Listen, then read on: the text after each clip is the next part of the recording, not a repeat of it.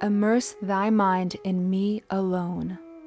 Concentrate on me, thy discriminative perception, and beyond doubt thou shalt dwell immortally in me.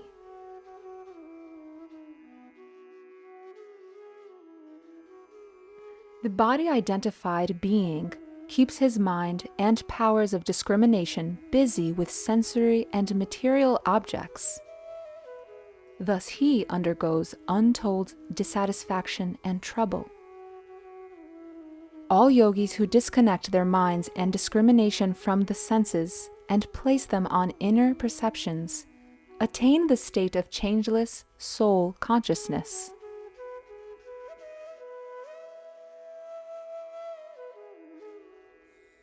The levels of spiritual practice and the stages of realization. The practice of yoga frees the mind, manas, and the discrimination, buddhi, from slavery to the senses, and concentrates these faculties of perception on the all-knowing intuitive wisdom of the soul. The microcosmic image of spirit manifested in the body. In realizing the oneness of soul and spirit, the yogi is then able to feel the blessedness of the infinite being existing not only in the material world, but also in endlessness beyond vibratory creation. Verse 9. O Dhananjaya, if thou art not able to keep thy mind wholly on me, then seek to attain me by repeated yoga practice. From the 8th to the 11th stanzas of this chapter, Krishna reveals various methods of attaining liberation, each path suitable to devotees who have attained a certain grade of spirituality. My Guru Sri Yukteswarji often remarked that the various modes of liberation mentioned in the Bhagavad Gita make its precepts so sweet, sympathetic, and useful in healing the manifold sickness of suffering humanity. Thus Krishna says, O Arjuna, if a devotee, through prenatal bad karma, cannot disconnect mind and discrimination naturally and easily from the senses and remain unbrokenly in that God-knowing state of soul realization, he should faithfully engage himself in practicing repeatedly the scientific step-by-step methods of yoga for soul union. When the fruit appears on the tree, the precedent flower falls away. The devotee who has permanently established his consciousness in God no longer requires the flower of yoga practice. But for the aspiring devotee, regularity and continuity in yoga, abhyasa yoga, is essential. Those who persist in meditation will ultimately succeed. When a yogi again and again fights his restlessness and distractions, and with ever-increasing intensity tries to feel divine communion in meditation, he will form a good habit of calm interiorization. In time, this habit will displace the mortal habit of restive sensory bondage, and will lead ultimately to realization of divinity. Though I was born with the blessed perception of spirit, once in a while during my youth, my mind became very restless when I was engaged in the practice of yoga meditation. During some of these periodic attacks, I would visualize myself as playing football, a game I very much enjoyed, and at which I was adept. At first, it seemed that my habit of mentally playing football could not be erased. Nevertheless, I tried persistently to make my meditations longer and more intense, endeavoring to make each day's realizations deeper than the spiritual perceptions of the previous day. In this way, I became accustomed to remaining continuously in soul joy. The formation of this habit led to the experience of ecstatic bliss in omnipresent spirit. Verse 10. If, again, thou art not able to practice continuous yoga, be thou diligent in performing actions in the thought of me. Even by engaging in activities on my behalf, thou shalt attain supreme divine success. If a devotee falters in yoga practice, being habitually restless and materially active, then with devotion and faith in God, he should support his meditations by increasing efforts to perform in God's name all physical, mental, and spiritual actions. His meditative activities and the outer work of physically, mentally, and spiritually helping others should be motivated by the sole desire to please God. In time, he will feel the presence of Him who is ever conscious of the struggling devotee's efforts. The Bible tells us, faith is the substance of things hoped for, the evidence of things not seen. By performance of right actions with faith in the Lord, a devotee will ultimately find, through perceptible response from Him, proof of His unseen presence.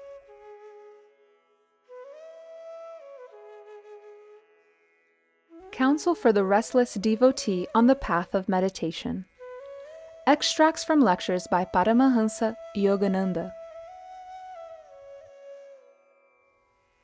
Even if the seeker is discouraged by lack of tangible results, with blind conviction, he should keep on with his meditations and serviceful actions, out of awe and love for God.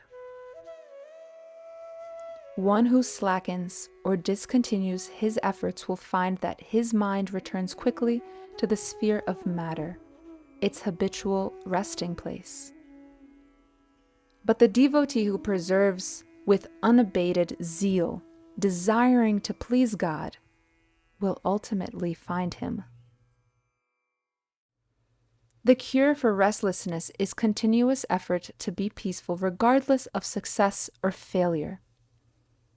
Strong, die-hard, restive habits at last are destroyed by the gradual strengthening of the good habit of practicing interiorized calmness in meditation. I knew two extremely ignorant students in my high school days in Calcutta. Owing to their inability to grasp the class lessons, they were subjected to daily chastisement from the teachers. One of the students couldn't take it. He quit school and remained uneducated. The other boy, no matter what insults he suffered, kept on trying. Everybody was astounded when at the end of the year he passed creditably his final examinations. Similarly, the Bhagavad Gita here advises even the most restless devotee, one who lacks a karmic predisposition that facilitates yoga practice, to meditate persistently anyway, out of love for God and a desire to please Him. For by that continuous spiritual activity, he will ultimately succeed in God realization.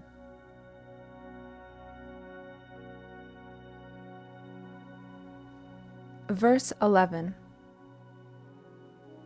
If thou art not able to do even this, then, remaining attached to me as thy shelter, relinquish the fruits of all actions while continuing to strive for self-mastery.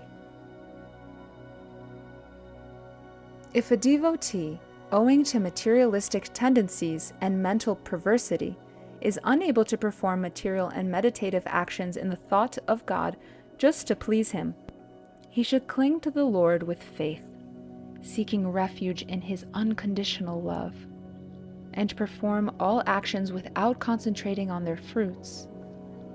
Such relinquishment means renouncing preconceived expectations and trusting in the Lord's compassion and grace to so order the outcome of one's endeavors that they will conduce to the devotee's ultimate highest good. By cultivating a simple faith in God, even a blind faith in the beginning will do, and by trying unselfishly to perform good deeds and meditative actions without focusing on their results, that devotee in time will grow in spirituality. His mind and heart will become purified. A mind freed from the likes and dislikes that are born of the results of selfish activities is able to manifest soul qualities. Right attitude toward experiences in meditation. When a restless person, for example, assiduously performs scientific meditation techniques without a preconditioned expectation of results, he meditates better. He will not be disturbed and distracted by any frustrated craving for rewards. The spiritual novice, used to the entertainment of the senses, often expects similar experiences from his meditative efforts. His mind is long conditioned to considering as stupendous and desirable anything dazzling to sight, sound, or sensory feeling. But in the highest thought realms of divine consciousness, spiritual experiences are very subtle, and therefore sometimes pass unrecognized by the devotee expecting dramatic manifestations. The greater the subtlety of one's spiritual experience, the greater its relative physical and spiritual effect. Phenomena are the manifestations of the noumenon, or God. The former are cognized by the sensory faculties, physical or astral, and the latter by soul intuition. In the words of my guru, Sri Yukteswarji, to know God, don't expect anything. Just launch yourself with faith into His blissful presence within. Thus, even without the singularity of desire to please God, the devotee will ultimately find Him if he remains sheltered in the Lord by thinking about Him during all good activities, and by fully surrendering to Him the outcome of all actions and all happenings in his life. Here, the devotee might wonder, how can I think of God and surrender to Him without knowing Him? That is the value of scientific yogic techniques of meditation. The devotee has a specific concept on which to concentrate that leads to the experience of God, and a proven method for making that concentration effective. For example, if the seeker, in spite of extreme restlessness, continues to practice the self-realization fellowship technique of meditation on God as Om, he will eventually hear the cosmic sound, the word Amen, the vibratory presence of God as the Holy Ghost. As he keeps on listening to the cosmic sound with devotion and without restless eagerness for results, in time he will feel a blissful expansion of consciousness in the omnipresence of Om, and behind the sacred vibration he will come to know the Blessed Spirit. Just as the person who uses the right methods to squeeze olives or grind mustard seeds will be able to extract the hidden oil, so the devotee to whom God is not perceptible in the beginning will find Him by the pressure of loyal devotion and the unselfish performance of good actions, material and meditative. Someday, the merciful omniscience, feeling the constancy of the devotee's goodness, will flow into and permeate every fiber of his being.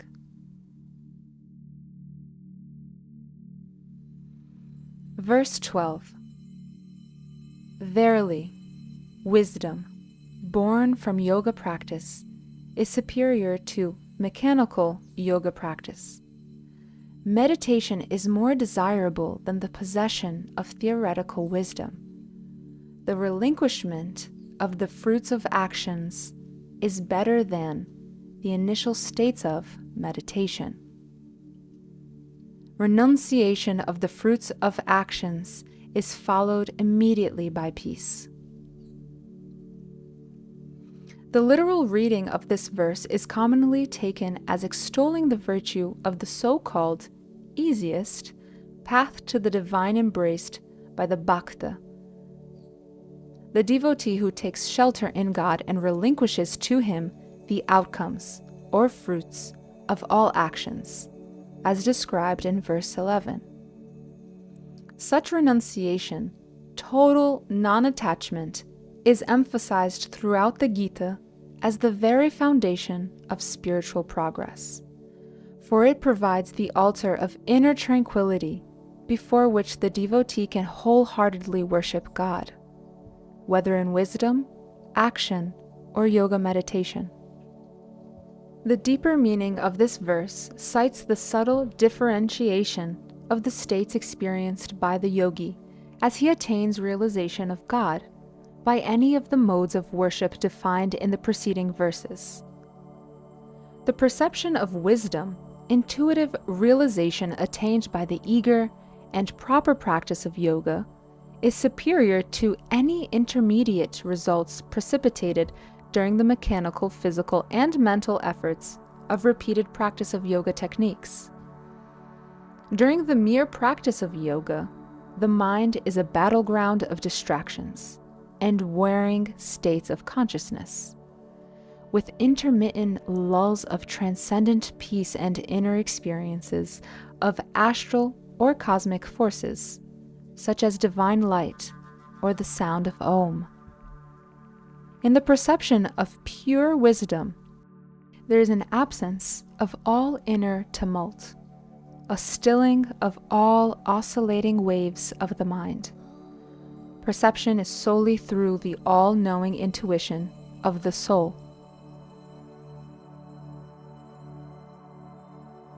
Progressively higher states experienced by the yogi in meditation.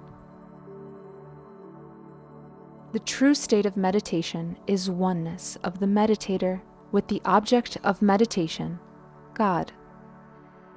It is superior to the preliminary meditative state of theoretical wisdom, knowledge attained through divine perceptions in meditation by the devotee who is an observer apart from his experience, the knower who is knowing the thing to be known. Thus, this state is tinged with the relative consciousness that the triune knower, knowing, and known exist separately.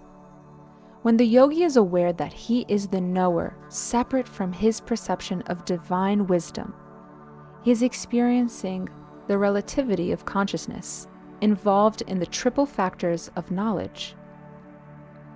In the supreme state of meditation, the devotee is no longer conscious of the triple factors, but only of oneness with spirit. Greater than the initial experience of the state of meditative oneness with God is constant establishment in that state, which leads to freedom from all bondage to karmic fruits of actions. The initial experience of divine oneness is temporary, allowing the consciousness to return again to the karmically controlled, body-identified state with its lapses into ineffectual, absent-minded efforts in meditation.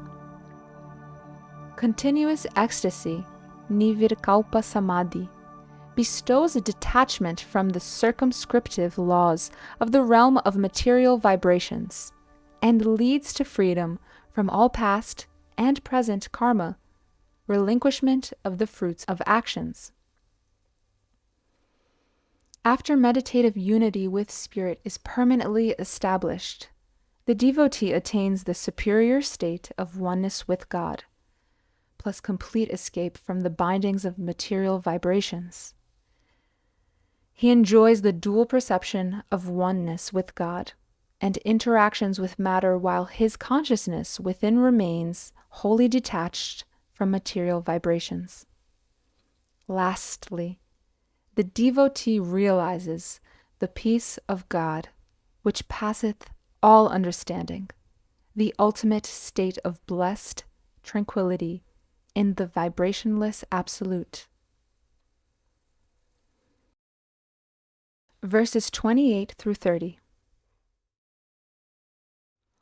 O Krishna, seeing these, my relatives, met together desirous of battle, my limbs are failing and my mouth is parched. My body trembles, my hair stands on end. The sacred bow Gandiva slips away from my grip, and my skin is afire. Neither can I remain standing upright. My mind is rambling, and O Keshava, I behold evil omens. The devotee says to his inner soul guide, because of love for my indwelling, clashing, good and bad habits, I am reluctant to kill my kinsmen of the senses who have dwelt so long in my bodily kingdom. My limbs of willpower to exercise self-control are failing me, and my mouth of spiritual intuition is dry. I am quivering with mental nervousness. My energies and thoughts shoot toward the senses. The sacred bow of self-control and of spinal perceptions is slipping away, and my mental skin, covering my consciousness, is burning with restlessness. O soul, destroyer of evil, I cannot keep my mental balance. My mind wanders as I face the enemy senses in meditation. I feel a premonition of impending disaster. This is a true description of the state experienced by devotees after they have traveled some distance on the spiritual path. The beginner yogi, in the initial stages of soul contact, is eager, happy, satisfied.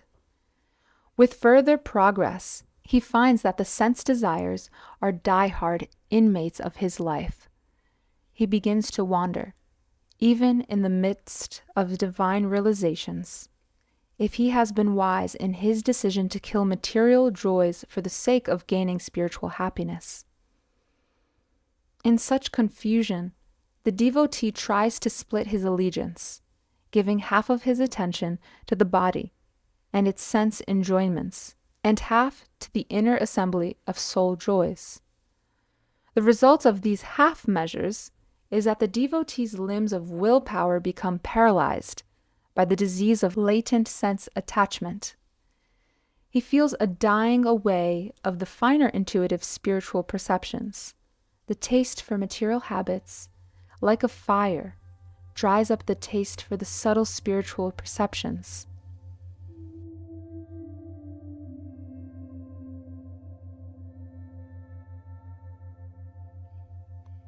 Counsel for the period when initial spiritual enthusiasm dies away.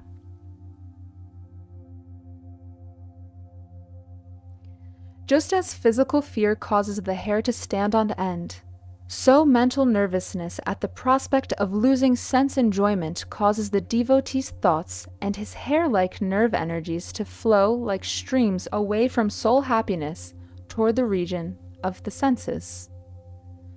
During this period of dubiousness, the devotee finds that the astral perceptions of the spine begin to fade away. As described in previous stanzas, when one walks or works in any way with the body, he is cognizant of sensory perceptions. But in meditation, bodily sensations gradually vanish. The sense of physical weight is forgotten, and a strong perception of astral spinal power and of blissful calmness takes possession of the consciousness. But because the devotee is not yet advanced enough to hold on to this state and deepen it, his materialistic tendencies, his karma, or the effects of all his past bad sensory actions rise up in the consciousness. When the devotee then begins to be restless, the spiritual bow of spinal energy and perception, which kills sense attachments with arrows of soul happiness, slips away from the grasp of self-control. All thoughts lose their power of concentration and start to burn with restlessness, even as skin is scorched by an overexposure to the sun's rays. The mind wanders again and again into subconscious experiences, led by the samskaras or strong impressions of past wrong actions, and is unable to remain concentrated upon the object of meditation. It feels instead a dreary loneliness and beholds a mental desert created by the renunciation of material joys. When tilling the ground for cultivating crops, the lush growth of useless weeds must be first destroyed. Their disappearance causes the ground to look barren, until the time arrives for the invisible potential within the seeds to sprout up into plants and yield a goodly harvest. The field of consciousness is similarly overgrown with weeds of meaningless sense pleasures, habits which, in the beginning, are very difficult to forsake. People would rather do anything to while away their time except meditate. Witness the hours lost in movies, card playing, aimless chattering, reading cheap novels or sensational newspapers, watching television. When the guru and the self-control of the aspiring devotee ask him to destroy his mental weeds and to plant the spiritual seeds of meditation, his habits suddenly make him see his life as a desolate desert if it lacks the customary weedy abundance of useless activity. In this pitiable state of momentary bleakness, the devotee must cast away all feelings of doubt and despair, and have faith that after the field of consciousness has been well sown with seeds of deep meditation, they will produce the mystic trees of omnipresence, bearing fruits of undying happiness. It is not to the long-established sense upstarts in the bodily kingdom that the devotee owes his loyalty, but to the long-banished soul perception. Verse 31. O Krishna, neither do I perceive any worthwhile effect in slaying my own kinsmen in the battle. I crave neither triumph, nor kingdom, nor pleasures. O soul, I do not perceive any beneficial results to be gained by slaying my intimate sense habits. My mind loathes the idea of destruction of sense pleasures. I crave nothing, neither mental victory, nor the kingdom of soul happiness, nor sense pleasures. In this despondent state of mental vacillation, the devotee suddenly makes a negative decision. I don't see any use in destroying all sense comforts, he reflects. I do not crave an empty mental victory. I don't want the kingdom of cosmic consciousness. I don't want sense happiness either. The devotee thus turns from a torturing state of bewilderment to the state of negative definiteness. The devotee says to himself, "Down with both spiritual and sense happiness. I want nothing. I can forego the possession of cosmic consciousness if, to obtain it, I have to destroy the dear sense habits with whom I have long dwelt in the cozy home of life." This is one of man's favorite ploys, mastered early in childhood. If I have to eat my carrots before I can have ice cream, then I don't want ice cream either. The plan is that this will be applauded as a great sacrifice worthy, at least, of pity. And better still, a favorable compromise. The wise parent doesn't give in to the willful child. The wise cosmic law is passively unmoved by the devotee's heroic display of negative renunciation.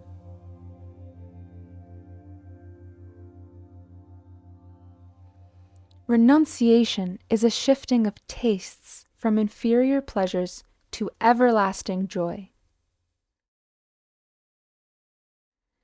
This state of negative renunciation may occur not only in meditation, as in this context, but also after deep meditation.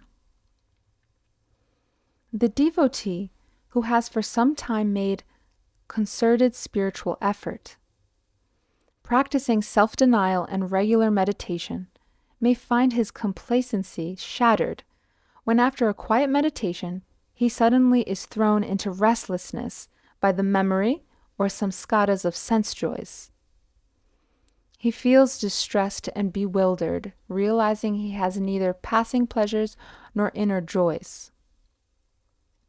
Since he has neither, he pacifies his discouragement by proclaiming he wants neither.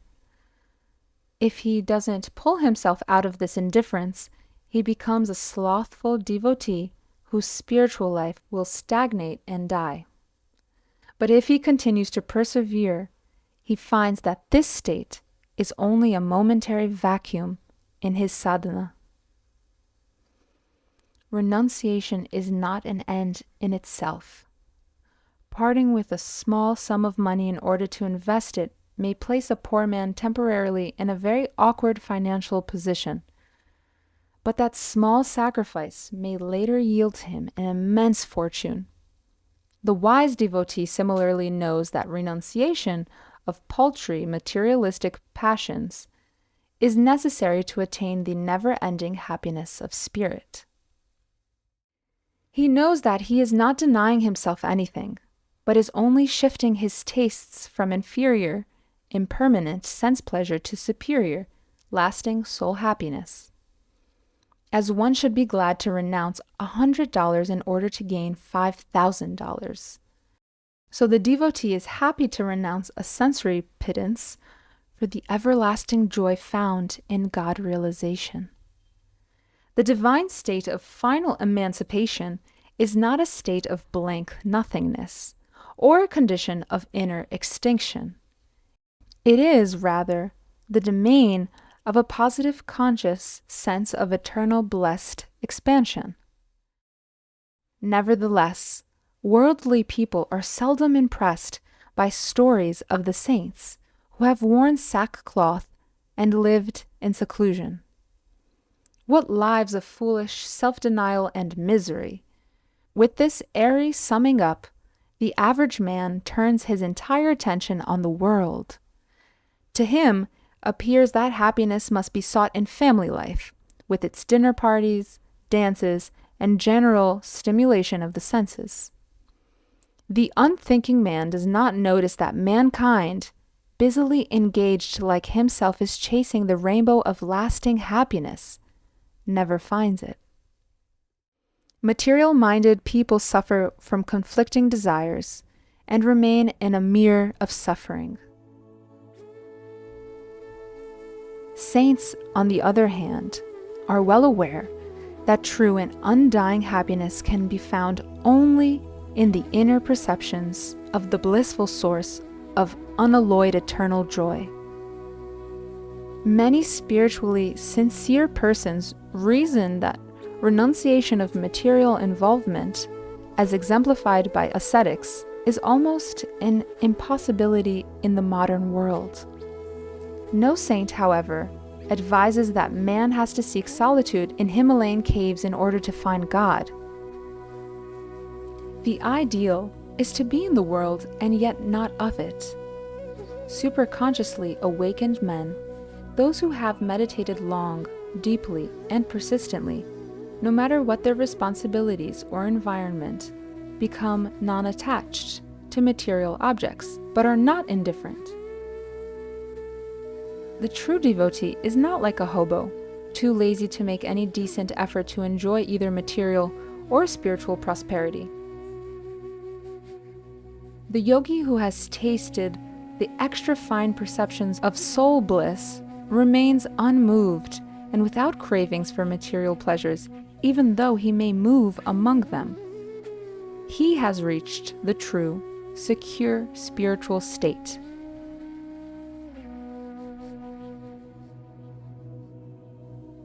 Perseverance produces positive fruits of renunciation. Spiritually weak devotees often do not persevere long enough to know the positive fruits of renunciation, and so give up meditation after a few trials, or even after a few years of half-hearted effort, plunging again into the eddies of ordinary habits of living, then finally drown in ignorance. The sincere devotee is not misled when the crafty sense-attached mind says to him, "Why give up the pleasures indulged in by most people? Why sit in the dark and fruitless meditation? Go out every day to the movies or social gatherings and have a good time." The devotee must fortify his good resolutions by remembering the example of Jesus and the great masters who attained immortality and everlasting happiness by renouncing the false pleasures offered man by the Satan of cosmic delusion. Whenever the mind feels a longing for the forsaken sense pleasures, the devotee should instantly picture to himself the end of his pleasure-loving body, its eventual entry into the earth or the crematory flames. A realization of this inexorable destiny for the body arouses in man a powerful anxiety to get acquainted with his indestructible self, the scorner of death, the soul. The meditating devotee who has felt even once the inexhaustible charm of the soul and its eternal relationship with God can never forget the joy of it. He may pass through dreary tests in which he comes down from that state for a while, as typified in the despondency of Arjuna. But as long as the devotee continues to make the effort, the haunting memory of that pure joy will call again and again to urge him forward on the divine path. Excerpts from the book God Talks with Arjuna by Paramahansa Yogananda.